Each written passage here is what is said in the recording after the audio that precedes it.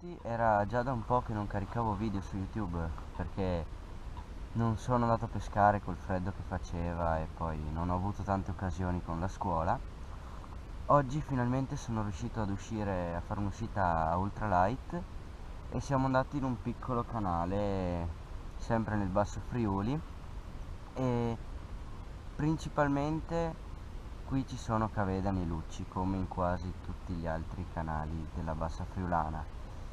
Però oggi è stata una giornata speciale, abbiamo preso veramente belle catture nel giro di un'ora e mezza, che avevo proprio poco tempo libero, ho deciso di fare una pescata e sono riuscito a fare delle belle catture.